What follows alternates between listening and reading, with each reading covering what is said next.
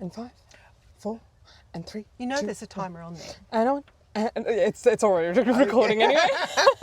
It does a countdown thing. Oh, I wish I got it to do that just for the...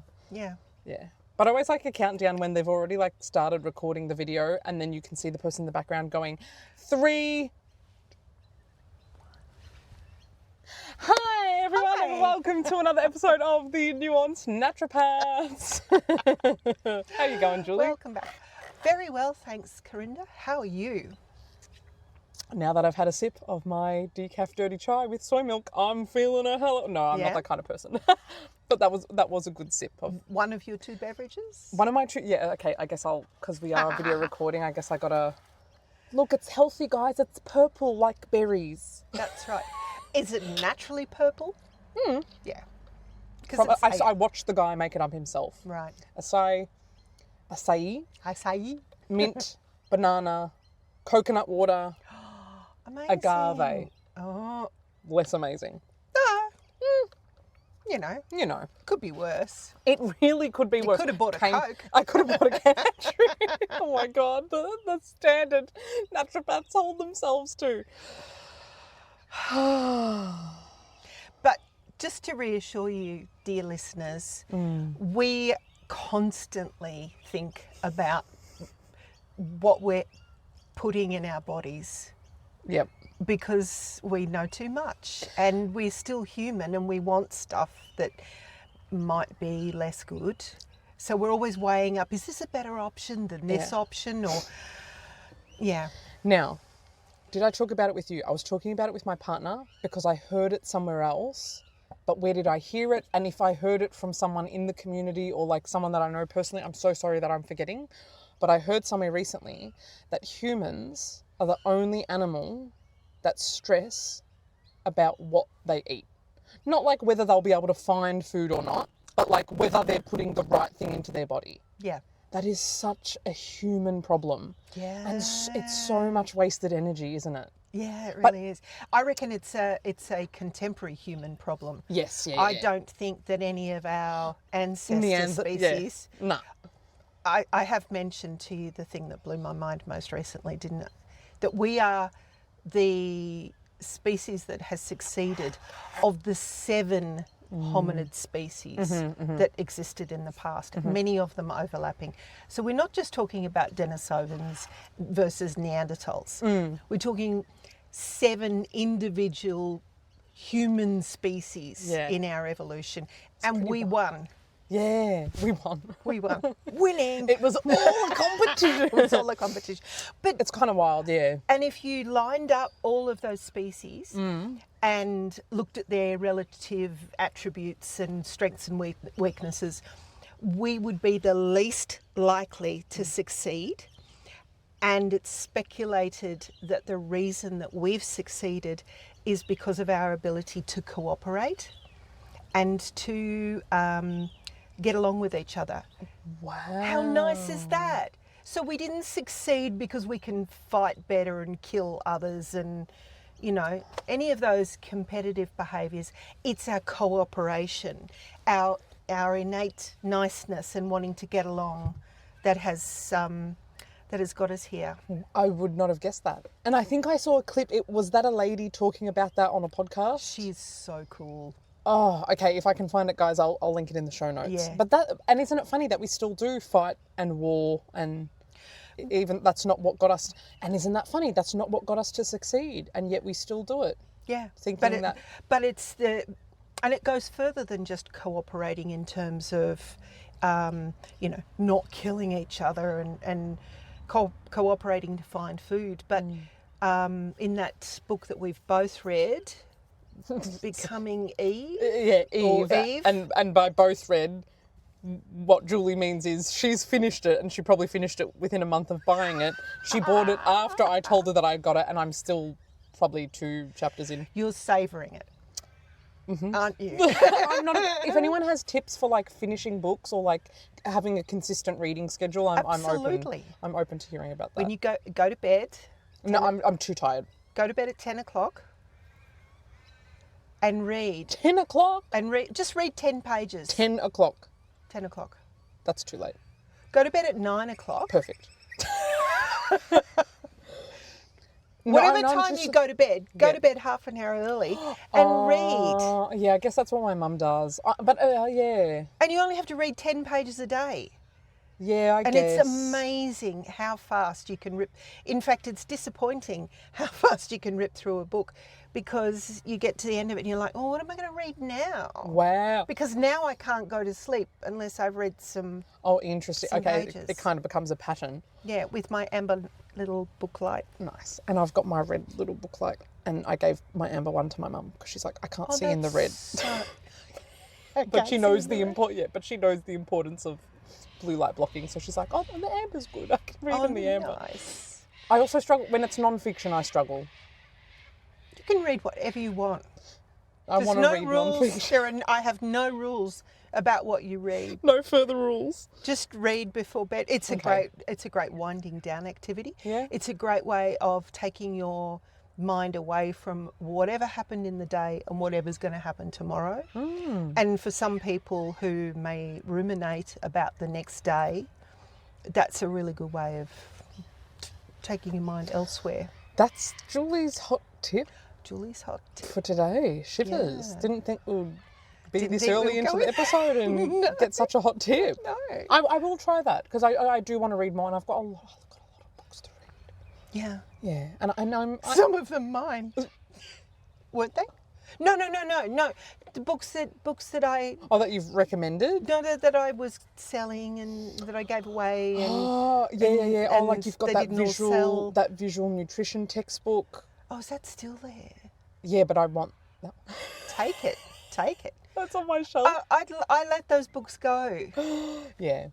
I And if love anyone them wants, and let them go. if anyone's interested in the books that I'm selling on behalf of Julie, let me know. I'll send you the list. And I've got more. Oh yeah. Oh, and there were a couple of good ones that you were. Yeah, let us know if you want to. Yeah. If you're interested in buying health, naturopathy, holistic healing books off of Yeah. us I'm trying to for remember. like very reasonable prices. Very, very reasonable prices. Yeah. You just get excited when you're a student and you buy all the books and you buy the, Salvatore Battaglia's guide to aromatherapy, and you're like, yeah, this is going to be easy to adopt, and then you just like rarely reference it or read it. Because you could just continue to read more, and we're not selling the books here, are we? We're telling people why they shouldn't buy them. Yeah. But you do. It's just it's an ongoing thing. But do you know what? Probably one of every 10 books that we buy probably does hit a genuine spot for us, and it deepen and genuinely enriches an area of knowledge that we're able to apply in our practice, or that is a particular passion point for us. Yeah. So aromatherapy could be someone's passion point who's Yeah, listening, and they just don't know it yet. I can highly recommend that book, Eve, though. Yeah. Can't remember the name. Kat Bohannon. Kat Bohannon. Yeah. It's just brilliant in terms of Yeah. the importance of child rearing, the importance of grandmothers in child rearing, how midwifery changed the human species and our survival. Yes. See, that's cooperation. Yeah, I see. Yeah, yep. If we didn't have the elder women assisting with midwifery, Yeah. Yeah. where would we be? have had poorer birth outcomes earlier on? Yeah, because we invest so heavily in these big-brained babies. Yeah. They're like, okay, we've got to find a way to get these babies out. Gonna make some changes to your hips. Yes. So in a segue from childbirth, women's reproductive systems, tell me, Karinda, Yeah. we did an episode. Which episode was it? Oh, yeah, let me quickly pull that up. It was just on my phone mere moments ago. Episode 40, Advice to Our Past Selves. Past perimenopausal Julie asks Naturopath Julie for health advice.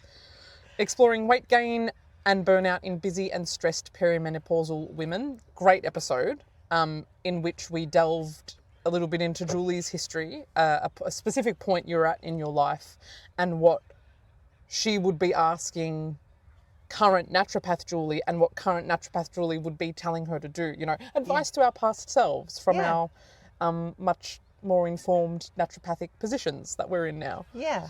So, Karinda, Yeah. what advice would you give to your past self about your menstrual cycle and how you live your life now versus how you did when you were a younger woman? Oh, shivers. Okay, so we're going back. Okay. You can pick any point. Well, I think I can go broad and then I'll narrow into like what I was noticing this year. And that was something that we had, a more naturopathic conversation about. But what the general advice, I have been reflecting on this a lot. I don't know if I've told you, and the podcast can hear this as well, but I recently enrolled into Earthwoman by the School of Shamanic Womancraft, Jane Hardwick Collins. Oh. And so it's a journey, it's a self-paced journey. It's like one of those things you enroll into. You can do it led by a teacher over 12 months. I went for the self-paced option, lifetime access to content, but essentially there's different modules that take you through the wheel of like the feminine life cycle. So there's spring, the maiden, summer, the mother, autumn, Marga, and winter, crone, and you sort of go through the seasons. And one of the first prompts, and there's 6 live calls with Jane every Saturday morning for the next 6. That's why I did it. I'm just like, I can't miss this opportunity. So just I'm absolute fangirl.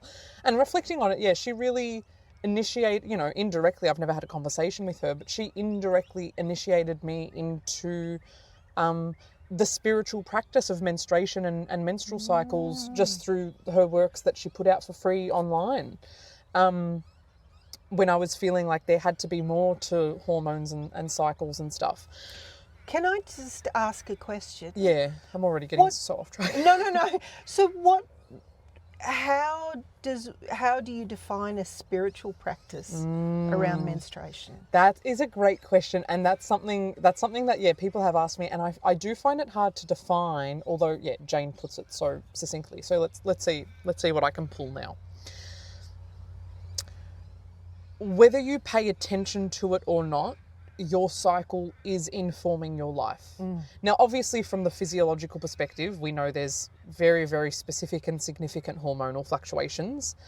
And through the training that I'm doing through Leah Hechtman, incredible naturopath PhD, my goodness, what I'm learning about hormones, they're neurosteroids. They affect our brain, our behaviours, our thinking, our physiology, our immunity so specifically. So there's the physiological side, these hormones literally changing how we think and how we perceive the world. And to me, the emotional and mental side of it and the spiritual side of it is like, we are constantly going through this cycle, this ideally regular or somewhat regular cycle of death, birth, and rebirth. In every month, every menstrual cycle, we are going through all 4 seasons. We are reliving the rites of passage that we experienced as females along our red thread. That is our own birth, our first bleed, menarche, any pregnancy or childbirth that we have, and then menopause. In a menstrual cycle, you experience all the archetypes of that. In every menstrual cycle, there will always be an opportunity to release at menstruation or just before menstruation, set a new intention for the new cycle, bring something to like a creative peak, direct every ovulation, you get to direct your fertile energy towards something, whether you want a child or not. Yeah. And that's actually become, if I may be so frank, that's actually the spiritual practice is now informing a bit of a contraceptive add-on practice. I'm not relying on spirituality for contraception, and I wouldn't recommend it. But I was reading a herbal book, and she was talking about herbal contraceptives, and she said, your fertile energy is so geared on creating life and making a baby. Yep. If you don't want a baby, you need to be intentional with where you are directing that fertile energy. Yeah. And so that's something that's new for me. Every fertile phase, every ovulation, it's like, okay, yeah, an egg's being released. Am I just going to let that energy pass through me, or am I going to intentionally channel it towards something? And then you get the drop off in the luteal phase.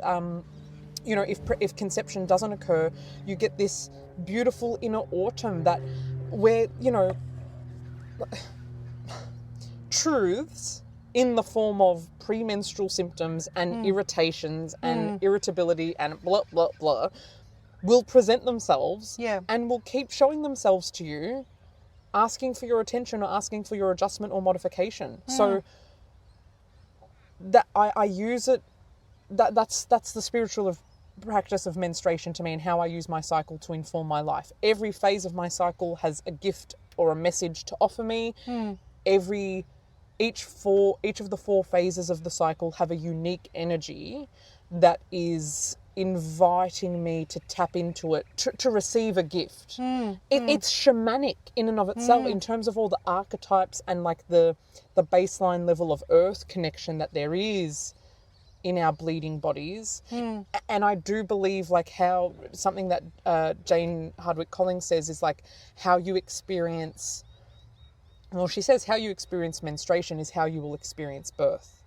And so another reason why this work is important to me, right, so how many women, and this is something that she says, how many women feel ashamed of their periods, feel a sense of taboo, feel a sense of disgust or uncertainty or fear around their bleeding. They're uncomfortable with they may be uncomfortable with their genitalia, let alone uncomfortable with their blood, or there might be heaviness or pain, and it's just this, oh, can we just turn this period off? Yeah. So then they show up to birth less trusting of their bodies, less informed of their bodies. Yeah. Instead of going into birth in this state of like empowerment and knowledge and I trust my body, they're going in with uncertainty and fear and probably the same amount of shame, which was instilled into us by patriarchal culture. And that leads to, I'm going to be so bold because like I can't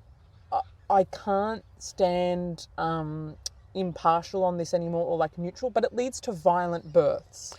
How babies are being born is sometimes wrong. No, according to modern culture. Yeah, no, I was going to say sometimes violent. But wrong. And the dependence upon the conventional birth practices of the time. Yes. Which is a reliance on drugs to stimulate, labour contractions or whatever that intervention may be. Yeah. The point is that there's just increasing intervention in a normal physiological process. Yeah. A medical emergency is different. Yes. Birth is treated as a medical emergency, and that is not what it is. It's not, no. And imagine if more women were showing up to the hospital or wherever it is, the birthing zone, the portal of birth, with that confidence of like what their body can do, and even just a sense of, I'll know if something's wrong, and I'll know if I need support. Do you think that some of this is the disconnect, and I'm just thinking about the Leah Heckman webinar that we just watched moments ago. Yeah, on breastfeeding. On breastfeeding. That there's just this disconnect from how we evolved to be in a community where women would be watching other women giving birth, and from a young age we would be much more aware of the birth process. We would be much more aware of breastfeeding. Young girls would be assisting older women in midwifery, and part of that would give them the confidence when it's their time. They saw it. You had an idea of what it was. Now it's like, I feel like a lot of women are walking into this unknown thing, this big, scary, huge thing. And if your default anchor point is, I'll trust whatever the doctor says, rather than I have a pretty deep understanding of my body and Yeah. I'm confident in my and knowledge. this doesn't feel right. Yeah. Listen to that voice. Yeah. We should just acknowledge that natural birth Yeah. in past history Yeah. was very, well, I was going to say was very dangerous, and that's not even true. Many children died and Yeah. many women died Yeah. in childbirth. Yeah. That's not necessarily the case now because there were so many other variables Oh yeah. in past Oh history yeah. as well. Yeah. And look, and this is going to sound cutthroat, and I'll sound however I sound, but look, I have gotten cutthroat with life over the last few years. I have been forged in the flames of modernity. No, no, yeah, with all the no, I've had a pretty What balance am I trying to strike? Haven't had a horrible life. Been pretty privileged in the grand scheme of things, but I'm a believer that like death is part of life. Yes. The end goal is not to keep everyone alive that we could keep alive.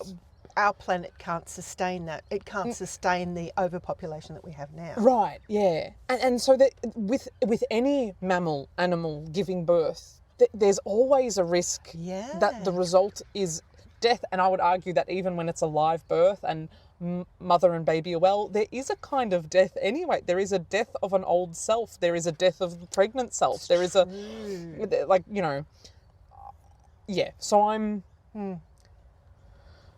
God, how do I make that sound like, anyway, it sounds however it sounds. I'm here for all that life has to offer, including death.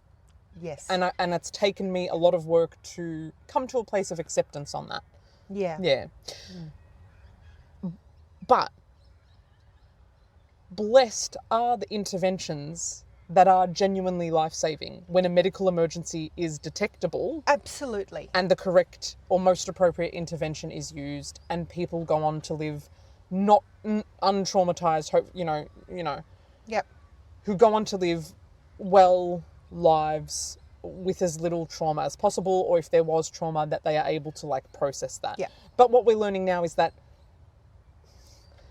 the C-section rate is nearly half. Interventions, I don't even know what the statistic is, but most hospital births will have some kind of intervention that is medically unnecessary. Yep. And the most important thing is that women are leaving births traumatized. And if how we birth babies informs culture, we know all we need to know about what's wrong with the world. Yeah. Yeah, that's true. Yes, yes. That's what I was like. There are family members who would not be here. Yeah. My family members who would not be here if it weren't for medical intervention during childbirth.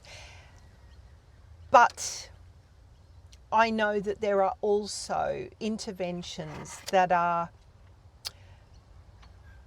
trigger a sequence of events that can result in more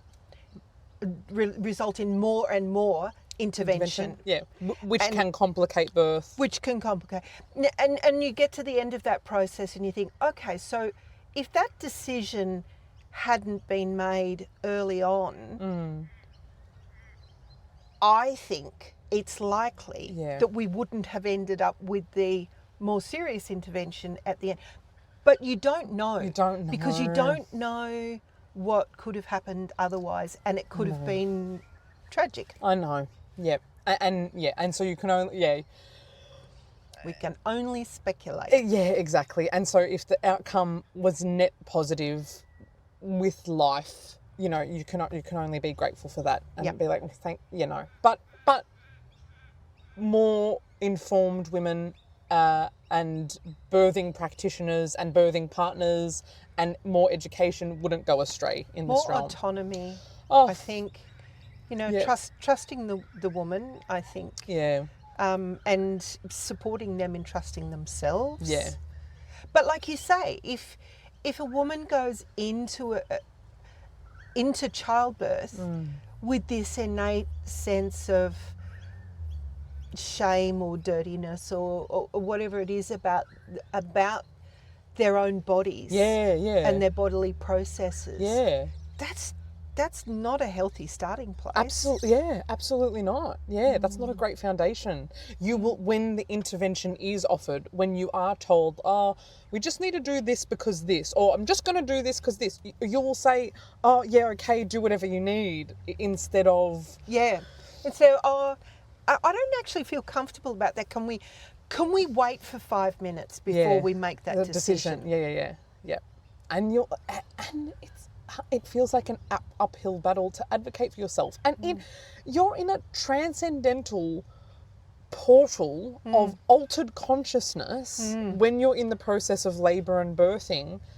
And then to have to exert that energy to like advocate for yourself. And like if this is resonating with anyone, please let me know, because I've heard stories from people that I know, but also just, different podcasts that I listen to. So if this resonates at all, please do feel free to reach out to me, personally, email or Instagram, and yeah, just because I just want people to know that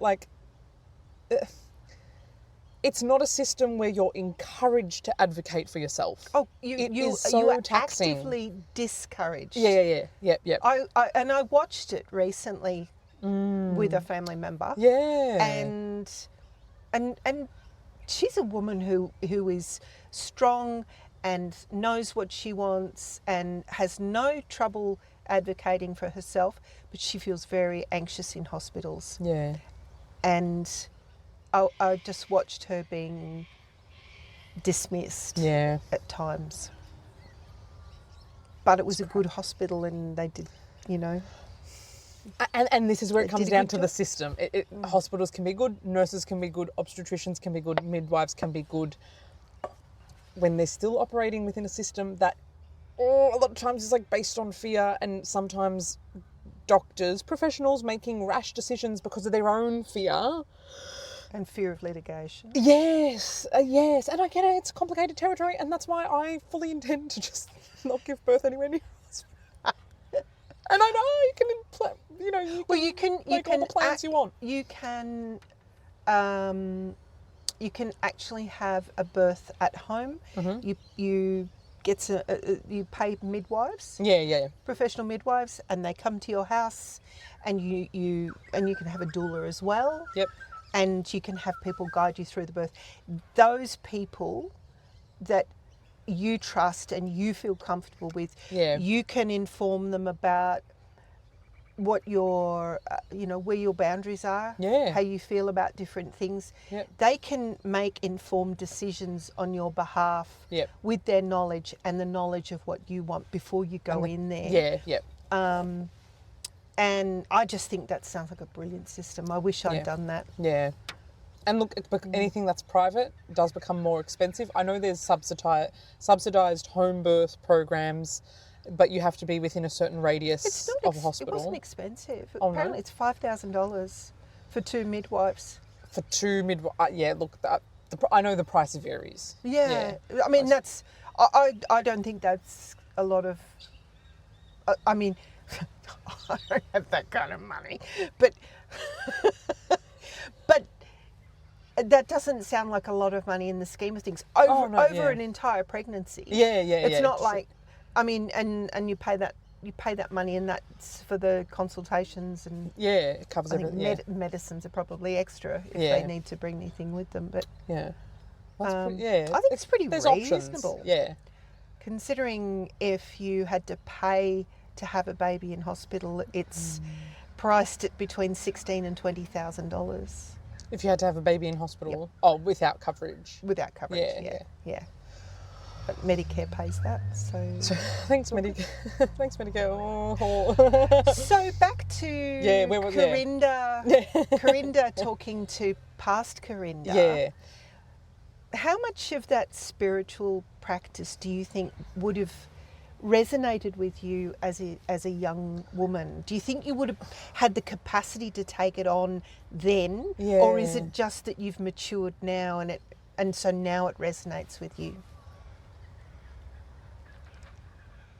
I think it resonates with me more knowing what I know now and just having having been more spiritual, I think I've been spiritually open a lot of my life. And I'm even recalling, like, my first period wasn't an active celebration, but it was more of a celebration than a grievance. Whereas I know for a lot of women, it's a grievance. It's a big, scary thing. I was ecstatic, excited, so happy to have my period. And then very quickly went on the pill, you know. And I remember making comments to, like, I was happy to tell, like, the older women around me, like, you know, if we were out on the weekend or visiting mum's friends or something, I was like, letting them know that I had my period, realizing that it wasn't a really super common thing to talk about. Or, you know, if we went to the beach and I wasn't swimming, and they'd be like, why aren't you swimming there? On my red peas today, you know, like pea plates. I used to say that. On my red peas. And sometimes I'd say, like, oh, I notice I get more empathetic when I'm on my period, you know, like, so I notice things like that, you know, and this is like 13, 14 years old. And I actually found, I'm going to play a video and I can cut it out if I want, but I found this video and it is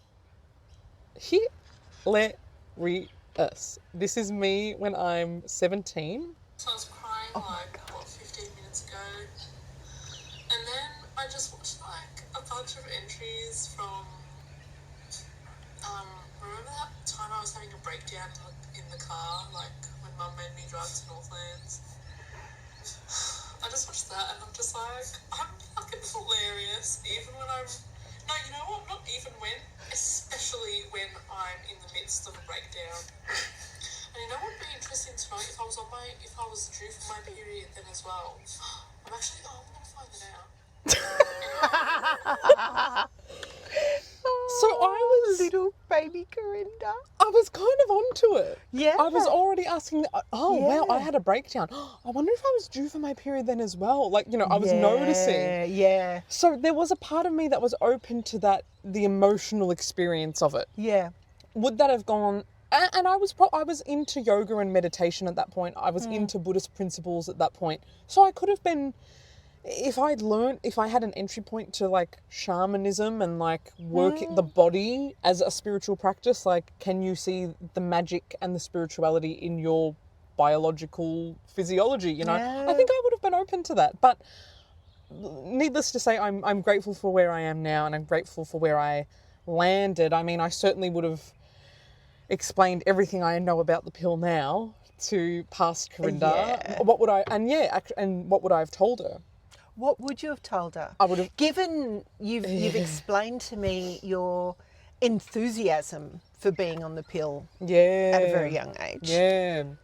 How would you break that to her when she's so fixed on it? So, given how excited you were and how strongly you felt about the pill when you were young, how would you broach that subject? And especially given that I could have a 14-year-old client in current times. Who's really keen on being on the pill. Really keen on being on the pill. And I've had clients like that, and it's been hard. And seeing their mothers who also don't know why, but who become, I guess I say enough things that they become a bit shocked, and they're like, oh, I didn't know, no one told me that it worked that way. I would be able to tell her, I know exactly what you're feeling right now. I know that excitement around what the pill can offer, this sense of control around your body. There's now this opportunity for, like, you could sexually experiment without the risk of falling pregnant. You might be prescribed it because you want clear skin and, like, you have a good feeling this is going to clear your skin. Maybe you know your mum's taken it and there's just this sense of, like, maturity and womanhood associated with taking it. I really, really hear you. And I wish I knew this when I was your age. But the menstrual cycle that you have when you're not taking the pill is actually really important, and setting up your body for all this protection for your bones, your heart, your kidneys, even your digestion. Little did past Karinda know that her bowel movements were about to change for life. Yeah. That was after starting the pill. Your brain. Your brain is that's probably one of the most important thing. Your mental health, how you decipher who you're attracted to, Yeah. your libido, your blossoming and developing sexuality, How you interact with other humans. how you interact with other humans. Yes. It will affect how you think, how you feel. It will change your body physically. It's not just you're not just getting a period when you take those sugar pills or skip the active pills. It's not just like your natural period. I would explain to her what's happening. I would say, look, I would show her a diagram of the menstrual cycle, and I'd say, this is what happens in a natural menstrual cycle. Here's estrogen. Estrogen reaches a peak when an egg is released from one of your ovaries. Here's a picture of what your ovaries look like. Pull out all the resources, and then here's the hormone progesterone that's produced and released after ovulation, and that's what's going to help you have a really healthy pregnancy, like when you do eventually, or choose to, or not choose, have kids. But these hormones are really important for your mental health as well. They're shaping your brain, and they're supporting all your tissues, and they're protecting your bones, protecting your heart. The pill blocks ovulation, and by blocking ovulation, your estrogen doesn't get as high as it should, and then you pretty much don't produce any progesterone, and so you're not getting that support. And for some people, for years. For years, with being told that there's absolutely no risk, there is no harm. Yeah. So I would tell her that, and I would say, if you want to try it, but I want you to know what an actual menstrual cycle is, and we wouldn't call it a period. You would call it like a pill bleed or a withdrawal bleed, and you would have this understanding of what's happening in your body. And what I want you to do, Karinda, is I want you to track every day. I want you to take note of like your mental health, how's your mood, what your energy is like for that day, and any changes you start to notice in sleep, digestion and bowel movements, appetite, weight, changes to your breast, changes to your vaginal tissue. I want you to keep track of all these things. And your sense of self. Yeah. Because, I had someone, a patient say to me the other day, she said, I started taking the pill, but I just didn't feel like myself. Yeah. And I've heard that so many times. And we forget how valuable that is. How shit do you feel when you don't feel like yourself? It's just such an awful feeling. And the times where I really was in the throes of, and I was a teenager as well, but like the times where I really felt like I was having a mental breakdown of sorts was when I was on the pill. When I'm on my bedroom floor and every texture on my body feels like pain or just irritating, like blah, and I feel like I'm hearing voices, and I feel like I'm going insane. I feel like I can hear mice under my bed all the time, and just like the closest I got to psychosis was when I was on the pill. And there is no chance in hell that is just a coincidence. No. I don't want to say I refuse to believe anything, but I refuse to believe that was just coincidence. So I could tell her that, and hey, I'm Karinda from the future, so I could say, yeah, you can go on the pill, but you might experience this. You're going to have irregular cycles after you come off the pill. Now, I wouldn't say that to anyone because that's not a given, but that's what happened to Karinda. I could also tell her, like, there's other ways to fix your acne. If we just fixed your digestion and your immune system, and let's make sense of that by looking at your antibiotic history and like your birth story and your immune system from a young age and recurrent tonsillitis, and let's talk about how that is all linked to how your health is presenting now. Girl, you need to start eating cruciferous vegetables. Let's work on your fussy eating before we start putting you on the pill, Yep. So I'd say that to her. And what about, oh God, it's gone right out of my head now. I had a thought. Where the pill is prescribed for something like acne or PCOS or, endo pain. Yeah. It's not addressing any of those issues at the root cause. No. So all of those things are going to come straight back as soon as you stop. Yep. And you haven't fixed it. No. And worst case is that those pathologies, the symptomology or the physiology of that disease is worsening, but now just flying a bit under the radar because symptoms are a bit suppressed. And that's not even to say that the pill will help symptoms in every person who has endometriosis or PCOS, because that is just not what happens. It's some people do have less painful, more lighter bleeds. Other people have more, you'll get regular cycles, but it's still not. It's not even a full symptomatic cure. Do you know what I mean? Yeah. But it's certainly not addressing the root of why those issues are there in the first place. Worst case scenario is that they are getting worse, and getting less of your attention as they're worsening or progressing. Yeah. And with acne. And with acne, there are 1,001 things to do before the pill. And often coming off the pill, the acne can be worse than it was when you went on it. Yeah. I just feel like that pharmaceuticals so often, they most often block an action. Yeah. They can enhance an action, but predominantly they're blocking an action. And I just feel like if you block an action, it's going to come out sideways. Oh, yeah. It's going to find another way to move that energy, if we want to speak in that way. Yeah, absolutely. Yeah. If something is flowing in a certain direction and you block that, it's going to go somewhere else, right? Yeah. And also, blocking an action, let's say blocking a certain enzymatic pathway in liver cells, just for example, and so it affects how, we might have an awareness of so this medication is going to change how this metabolite is. That's just the action that's just the pathway that we're aware of. Do you know what I mean? How much is it blocking of pathways that we're not even aware of? Well, that's right, because that can be what triggers the adverse reactions, side effects. Yeah. But there can be a myriad of side effects, so we don't know what other things are being blocked downstream of that particular process. Exactly. It's just so much. It just carries so much more risk than, doing an elimination of removing dairy or wheat from the diet. Yeah. Going gluten-free for a bit, increasing more warming foods or cruciferous vegetable. Do you know, going out and getting some sunshine first thing in the morning. Exactly. Grounding. There's literally 1,001 things plus to do before the pill should be considered as a medicine.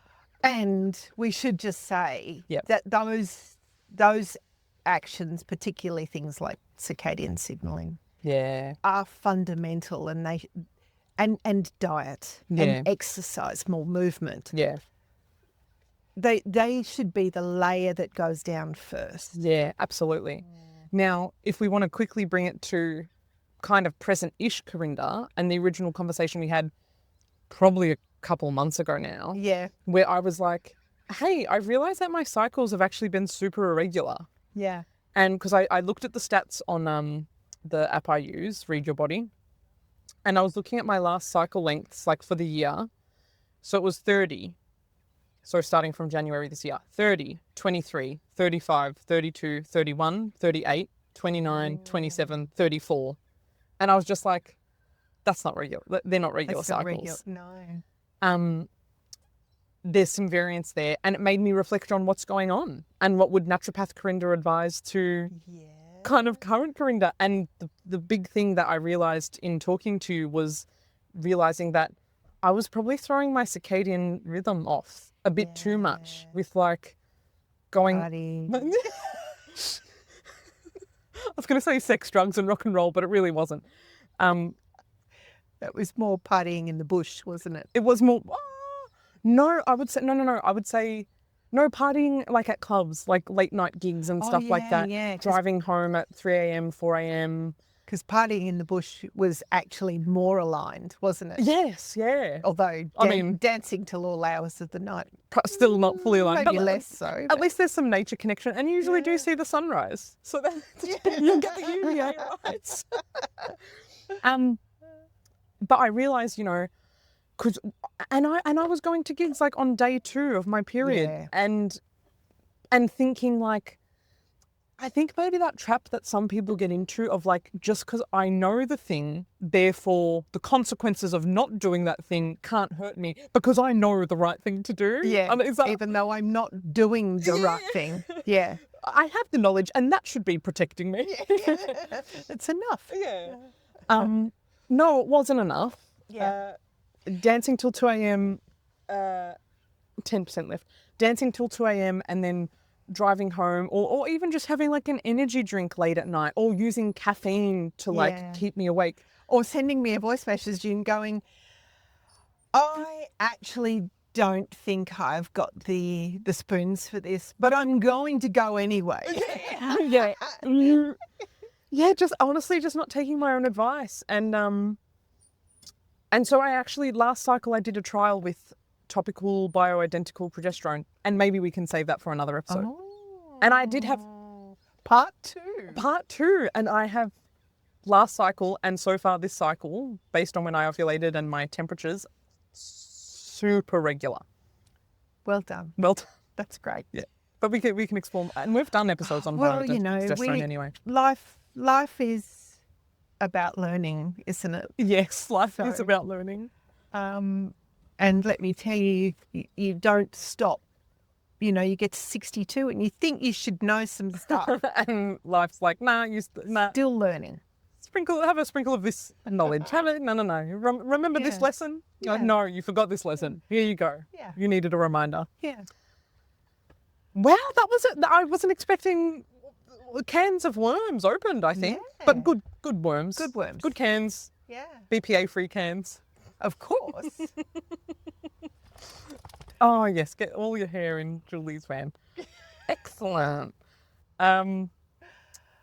If any aspect of this conversation sparked something up in you, or you just want to let us know what you thought about this episode. And we probably should put a bit of a warning in for birth trauma. Yeah, true. Yep. I will put that in at the start. Yeah. I'll audio record that in the start. Yeah. Yeah, let us know what you thought about this episode.